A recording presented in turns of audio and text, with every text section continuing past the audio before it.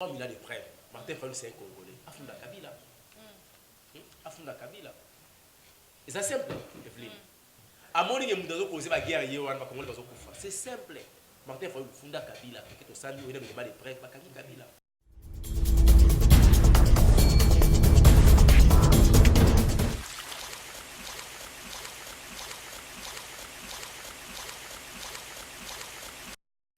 Beauté Balandi émission Bosolo ya Ekolo qui est présentée par votre humble servante Mwanamboka Evelyne Likunda. Et bien sur votre chaîne que vous aimez énormément, Congo 6 Télévision, qui est plus guidée par notre papa le boss, Maître John depuis Suisse. Je te salue, Motema, maman Micheline de Bakanga Masolo. Le papa nous a monté à Malam, on a pesi mbote et puis na pesi mbote na ngana ville Kilombo ne makamu. Donc ceux qui vont mona la ville Kilombo, tu as commis à Zawana, ils ont pour mutu moko ndima ko porter 9 mois na libumu. Maman Rose Kilombo, depuis français, je te salue, de gros bisous à toi, me veux le meilleur, maman la pesi mbote, ou mela na ngwende no ou mela na kiti no musu sazate, et mes meilleurs vœux à tous nos très chers internautes et fidèles. Alors je vous invite à nous abonner massivement sur notre chaîne et vous ne serez pas dessus. Et bien comme vous le savez, aujourd'hui je ne suis pas seule, j'ai avec moi une personne très importante, une personne que j'aime énormément. J'attends à dire qui a et maman et ben c'est un humain aussi, une personne. Alors voilà, papa Elonga, elle prévit mon Nzambe à ça la analyse politique. Hier on a habité na benga kenani. Na benga kenani. Donc papa osé zwana nu esika zo monde na binu kitoko lelo nzombe. Sinon papa Elonga Mbote. Non, Dieu fait grâce, ça va, merci. Ça va, la santé ça va. Non, ça dérange un peu de la toux, kosu kande to lobaran. Na rime, mais na za sokyo, ça va. Et si quand maître Delphin qui est si quand ça n'a pas si Mbote, azo mitu na pas mais Evelyne moi na on olinga mi ko ya papa Elonga. Paboma bakondenga alo bakona se kwa sobela talanga mtobela mais alinga tellement musala bi Evelyne pone ekolo ngako et surtout ça fananga pone ekolo na wa je vais parler et surtout que Fati Beto a channel liberté d'expression alo bakata la question papa boni mboka. Oui, mboka évolution ça va ndenge to lobaka depuis Fatia kota na bokonzi qui mais c'est kota insécurité longwa surtout na biso na monde de la presse. Je suis tellement amoureux en mboka nanga donc ce qui est c'est parce que moi je suis en Bazali, mais avant de se faire des choses, on a fait quand même meilleur vie, et puis ce qu'on permet là. Après ça, la seconde. Pour ça, on va dire que le minute au début, la seconde, même pour respecter comme la minute. Voilà, il faut ça quand même tout reconnaître que Bola Mouya Batou. Nous, on a zolo baraki, meilleur vie, et puis big salutation nangai plus nande ko nangai moi si na déjeuner tout depuis France. Moi na ya maman bita kidimbu. Maman bita kitimbu soki était c'est que maman ngoza ya kolala ngala baka mona mwasi o nzamba zo ka bière comme ça safu na couleur na ye ko kala safu zo te roi pai pai tant nzamba tali couleur na bite safu comme papelonga yo noir wana na zepsa o ko kati en tout cas na pesi mbote bele bisika zomi pourquoi pas na pesa maman Marie Léa Kidimbu ye pe kala nga France ça va toi fana bite papelonga police famille moko famille Kidimbu. Donc il y en a les qui na moi on peut na France balini balobi donc na dej lita na maman bita Kidimbu na dej nitu mwinda ngolo te ko koma kuna te poso te ke kuna iko mabukele sai banda ko mate to ba solution ko koma te papel non et c'est donc une bonne adoration parlons un peu de la politique. Vraiment j'aime bien travailler avec cet homme parce qu'il y a l'ambiance. Et ce cas là, il y a la tristesse, il y a la transparence, il y a papa ndena tuna ki boni mboka yo mutozo tambola mikolo makambezo le kapé mbutu te mbutu zate oui sauf que exception pose à la règle et expression pose à la ne pas avoir exception, il faut quand même régler ça. Donc quelque part il faut moi mutomo pas à la contre mais sur le plan général sur 100% 89 Non, 90%, 99% la réussite est totale. Pour l'année 2019. Sinon, parce que nous sommes aujourd'hui, vraiment presque à la fin de l'année. Ouais, déjà le 27, donc ça nous reste que 4 jours. 4 jours pour que tu commences. Papa, ma camusou, mais que bataille bazo de la tête, c'est quoi? Banani? Là, tu vas oui côté que ça, tu n'as pas tu es basé à la raison. Bon, c'est circulé, tu es basé à la raison. Facha le bini. Facha le bini, pas à la gouverneur à banque. Je pose la réponse au cas où tu vas répondre. Pour la fatigue, on a du fanatisme. Bata fait fessé, bazo qui ba machine, ça il a bon, amour ça va faire tomber le mandat. Oh. Tu peux imaginer. Nous sommes là pour intercaler mon amboka, mon anaté, population à l'aile. Parce que heureusement que le peuple là-bas qui non, tout le temps dans la guerre, il y a 37 ans opposition à Nzala, tout mais ça la mission là. Bon, il y a mais on va pas mettre ça en souffrance. Oui, qui a mis ça en souffrance. T'es na minute au Congolais comprendre que à la Nzala il y a 7 jours, maman ça tient ma 10 sur 19 heures. Attends la deuxième au lia kaka, ba la guinia. Problème les alliés, problème les alliés pour RT. Papa Elonga, dans le Bible, affaire où tout le monde est circulé vraiment dans ma net, et ce que nous verrons nous là, c'est confirmé que non, le monsieur Kabila va retourner au bord de l'État. Quel est votre point de vue par rapport à ça? Kabila est mort à Ibigazonga, il est mon Kabila. Moni Raïs, alors ceux qui a ici mandat naïe comme journaliste. Les place dans la raie pour tout le monde qui est dans la terrain, tout ça la fait des missions. Alors comme journaliste. Donc c'est le plus gros souhait que j'ai dans la vie, pas comme un collègue. Tout bien dans la ma confrère, et ça quand même bien. Aïebi que dans la scène politique, à un miracle la raison ratée. À une telle condition, il faut la loi où ils allaient établir la constitution de la République, va abolir. Mais basant la impossibilité de quoi abolir, pourquoi? Parce que FCC fait né basant à niveau de l'Assemblée nationale. Que F n'a rien la fête. FCC né basant à l'Assemblée nationale. Basali majorité parlementaire. Parce que Félix a la majorité populaire.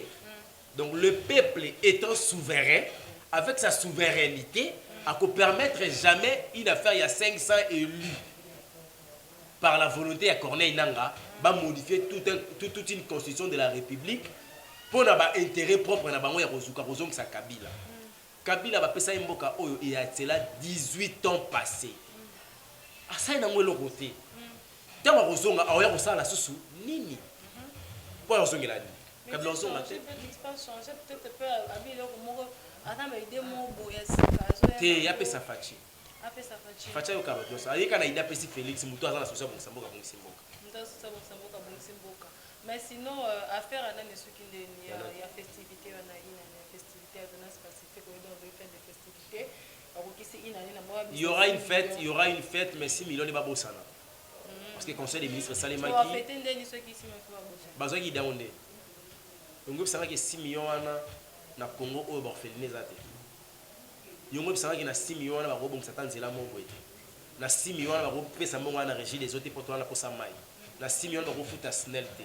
Na 6 millions ba kopesa ngo na unatrate parce que unatrate na bato musu azana nyoma 50 ba nyongo na ya 52 mois ala 52 mois impayé. Oh oui bazali mon ma musala ba Kabila basalaki ozomona alors tango bato basala déjà na mbongo ba oliba misala bango 6 millions ba sala fête bo somba ni kwanga to ba somba ni na 6 millions to meka no réfléchir 6 millions na ba ko somba nini na nini pour fête wana est réussir.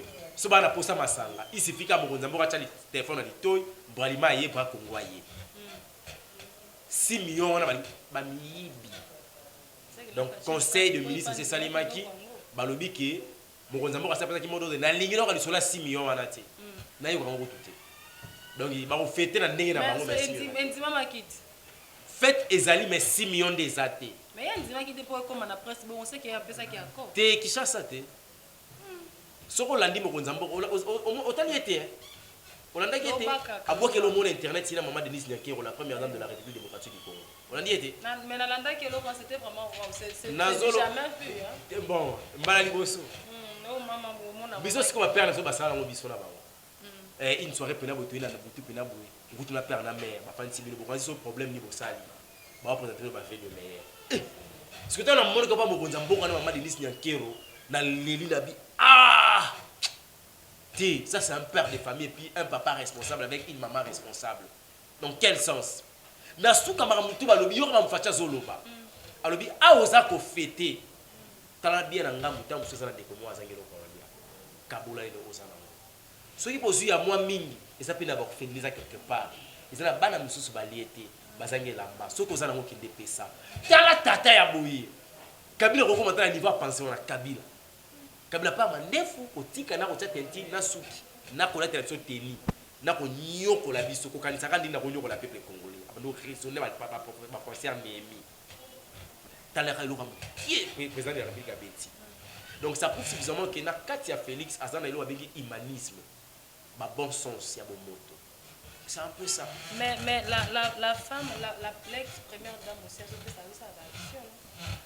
Mais quand même, elle peut toutefois couvrir son mari. Et heureusement, c'est une façon peut-être de couvrir mon bali. Bon, Olive Kosa la bola, mon gars, on va dire nation. On va le babo. Quand même, tout bien, on va dire mon combo. On va Olive, on va dire nation. À ça la bola, abandon ça la bola depuis Kala. Dans mon aide, on va se soit bola, on va se les en dégainer. Donc, tu vois que le bâté que Olive va ça la bola pour approuver votre beauté. Azo continuer comme ça la vie naïe, aïe comment donner pouvoir y recevoir, aïe qui dans la donner. Pour mieux se défendre, il faut savoir attaquer. Quand tu attaques, tu te défends directement. Vous comprenez? Et Olive passe dans moi ça c'est humanisme. Donc, si mon Olive va ça c'est pas un problème. C'est une bonne femme d'ailleurs. Azarane la libabe pour akutali na mutabia. Na mutabia. Mais elle peut pas changer l'homme. C'est pas. Té. Muna mutasa la cop na mokili. Mutuma basa la cop na mutuma basa la cop. Yo ngo changer mutune. Na moni yo mo ko kwa kana changement té. Sinon toi quand on te sonne na la muka. Et c'est Il vient en fait tant moi qui déjà. Nani wana. Mais monsieur pour coordonnateur à la muka mzo za muzituye. Monsieur Faye. Ah c'est. Pas ça na beni na ba ça na musi ba musi baza ko na zo sala et tout. C'est quoi le bien des 31 ans la médecine dernier en tant que président. Bon, moi je dirais, Martin Fayoulou m'a dit le président Eli, il a décidé. Il a décidé président. Honorable Fayoulou, la députée nationale, dans Boranabiso, Azam Dokuta Nazani Mabunda Basolola. Bafongole la constitution de la République à Tanga, à comprendre. Je ne sais pas ce qui Martin Fayoulou a salaki, études universitaires, avec la faculté. Quand tu aimes bien embrasser la politique, il faut accepter d'acheter la constitution de la République. Fayoulou Kende Beni, ce n'est pas un problème, c'est un Congolais, à Kenya Congo, ils ont abêté. La Beni Bazo Koufa, et là le Rwanda pas la Beni, ça n'a rien. Donc ça n'a rien à voir avec l'impact, ça ne change rien. Yamabe a fait les années na âge na papa Fayoulou, na âge na ye, biso ba mikolo pena bo intellectuel, Fayoulou les options mote peut-être ndi bokechu, tu peux imaginer. Nous avons un mouchoir, la poto. Batuni on l'a dit Diodio Amani, Jojo Amani. Azo ça la prière, il y a routine la moto na Congo abi na tindi l'effet de Bora. Vous avez bien l'effet de Bora, l'effet de Bora. Peut-être il fait ça exprès. Oh, ça qui a yébité, ça éloquence na wana. Boke chauta Bwende. Kinshasa, Swede Miki. Il y a une classe qui est été. Il y a une zone rapide, gratuité, Zali, abandonné à niveau C. Et comme tu as une classe qui pas âge. Parce qu'il faut que les gens soient botés à Moutoura Bokechu et qu'on serve les gens à Nîmes. Netinga, je renonce à bonne boté. Deuxième des choses, Martin Fayoulou a commis à niveau de Kolobake. Il y a un message à lancer, mais un message à la nation. Non, ça c'est outrager le président de la République. Ça, c'est outrager l'institution président de la République. Ça, c'est massacrer la mémoire il y a intellectuel congolais. Ça, c'est bafouer même la constitution de la République. Martin Fayoulou, politique à Congo, aux Osala, au monte quelque part,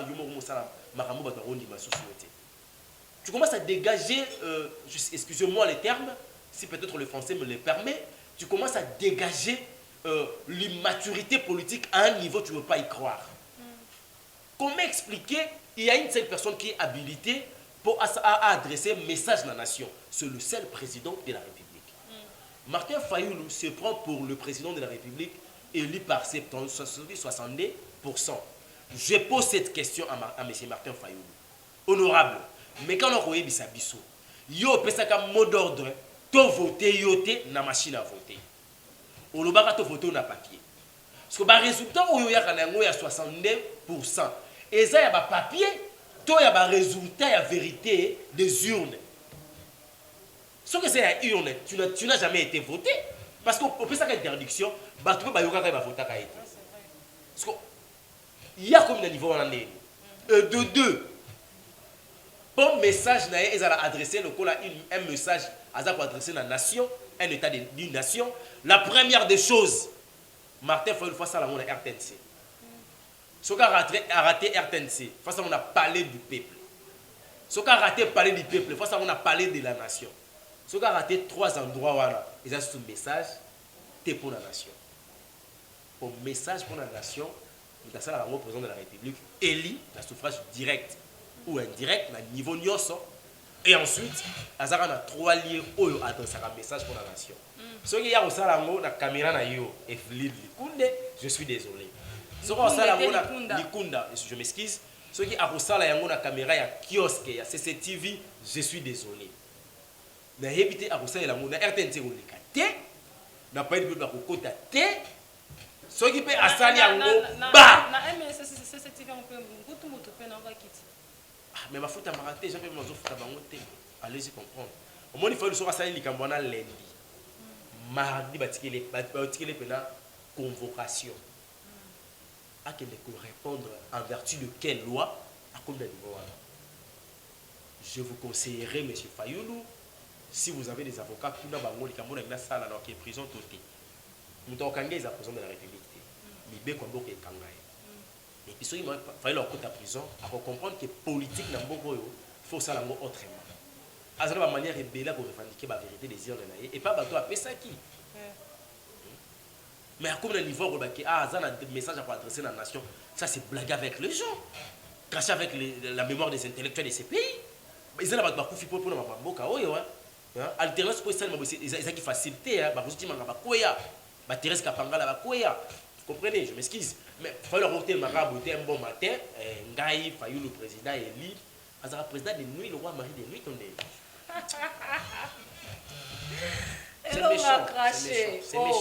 c'est méchant non azam mutumo boye moni mboko yo il faut pas ça ba modèle jeunesse ezoya lobby.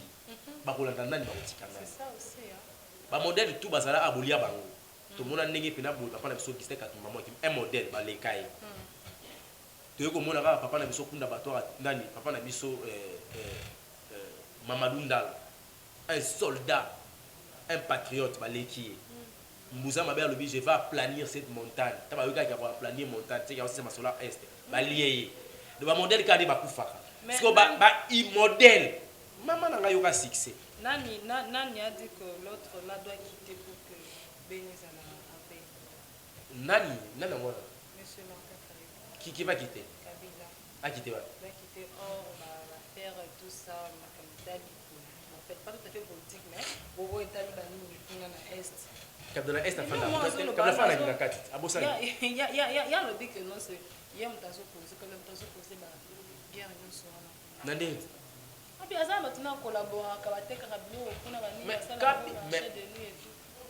comme il a des preuves, Martin Fayoulou c'est un Congolais. Afunda Kabila. Afunda Kabila. Et c'est simple, Evelyne. À mon avis, nous avons causé la guerre c'est simple. Martin Fayoulou Funda Kabila. Il a des preuves. Kabila. Alors, Papa Elonga, Patrick Ossando depuis France, déjà on a fait son vote ici que c'est Papa Patrick Ossando, le français, le parisien beau, qui se respecte. À Tuninga, à Okakiba et Komokoboué, à propos de la musique, qui fut l'ex-premier ministre du pays. Alba qui va construire, pour si sa guerre au Rwanda, c'est la belle toujours, pour construire Mir. Il y a Rwanda, tu nous as mis le Mir en haut, Mir de Jéricho. Non, Mir de Berlin. Mais après Batonga na Berlin quoi qui n'a pas. En fait, que proposer c'est pas une mauvaise, c'est pas quelque chose du mal. Il faut avoir la proposition, il faut avoir les idées, comment est-ce qu'il faudra faire pour qu'on a besoin de mais moi j'en trouve que c'est pas les bons moments et puis c'est pas la personne une bonne personne pour donner cette leçon morale. Moni Adolphe Muzitu fut un premier ministre dans ce pays. Azalaka na gestion étant patron exécutif, ministère de la justice, ministère de la défense, il avait tous les prérogatives, la possibilité de mettre fin à la guerre à Est. Il n'a pas pu de le faire. Akenda voyage na Rwanda 4 fois, 2 fois na Kagame na même avion. Nini Muzitu asalaka le premier ministre pour côté wanesila. Bazalaka na Kabila. Atonga lelo une affaire il y a 100 maisons. Na kati ville province de Kinshasa. Est-ce que mbongo na tant bazalaka na mbongo bandako wana. Avant somi. Avant le makambo ya mire, il y aura première proposition. A Monique guerre est aussi la RDC tous en mandoki, tout à Rwanda to bunda. Na komi komito na age pour Adolphe Muzitu. A éviter que na kati ba charte le ndenge monde comment pour évoluer na ba convention bilatérale entre ba état. Boro ko jamais mundu ko pas bandi ko taquer ba no ça les guerres. Est-ce qu'ils ont un sens?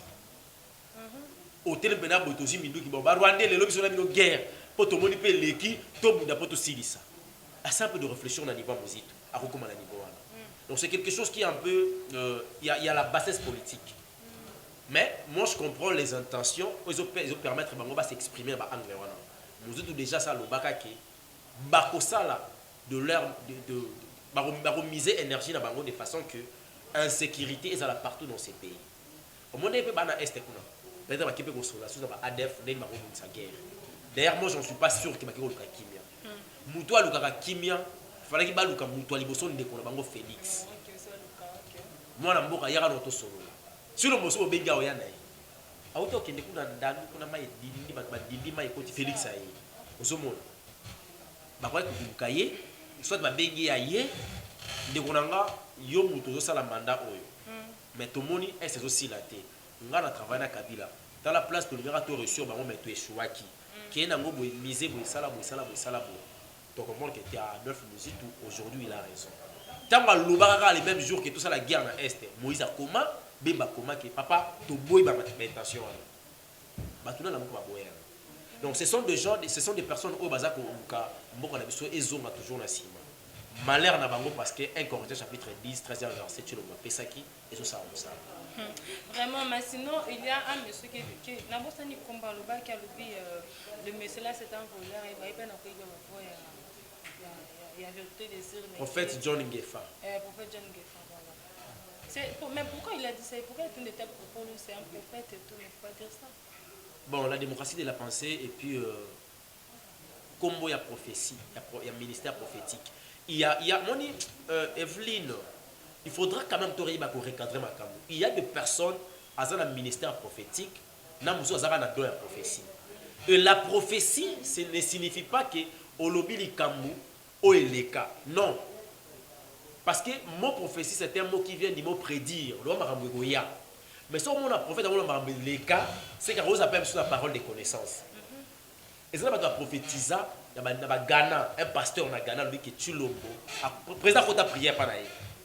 Ayebisa bango en plein culte que en 2016 nous avons un président de la République de son pays frère Téléma président de la République facha ou ko rendre visite ayebisa bi yo ozala président na mboka na yo mais na yebi tango ko kisami voilà un prophète il a prédit et puis il a dit nous autres John Ngefa aloba nini pona makambo tali mboka oyo qui sera le président. Pour le loi que Martin Fayulu a gagné l'élection, président de la République Félix Tshisekedi a dit voix à Fayulu, yango le lombo qu'ils ont vivre une migration. Mais je suis désolé, il doit regarder bien sa Bible, il doit apprendre comment lire sa Bible, que toute autorité vient de Dieu. Félix a commis un miracle, il a dit ce qui ne fait pas la volonté de Dieu. Nazo yebate, ba professeur oya bango. La Bible est na kombo balataka ba identité prophétique balataka wana et servaka bango na nini ta ba ko ta mensonge makabo. Est-ce que l'église a pour nous séparer ba tous ils ont moyen pour que moyen et sang sabat. Tant ya zolo ba bongo ils ba to ba ni John Ngefa na ba ndimi na ye. Donc on comprendre que le président de la République c'est un voleur. Tu peux imaginer. Oh c'est un site. Ça c'est insulter une personne. Et puis à la personne voit ça un père de famille et puis une première personne de la République démocratique du Congo. Tu vois, ça m'étouffe un peu, hein. Ça me gonfle, je te jure. Et je suis désolé, on n'a pas et comment on a le problème au l'Équateur? C'est comme si nous, les Équatoriens, nous avons un problème avec Félix Tshisekedi. Je me pose la question, à Salabino Nini, Jean-Pierre Bemba fit le vice-président dans ces pays, Jean-Pierre Bemba. Équateur est là la Mundate. Équateur est là à Lanzelate. Équateur.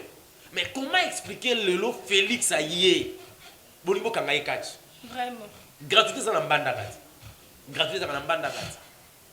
Bemba Salara a gratuité ça n'ambanda. Vraiment papa Elonga a tellement de choses à dire. Et puis pour la souki ça, pour le moment katana déjà aux amours là papa Oyaïbi 200 000 $, 200 millions de dollars. Albert Yuma.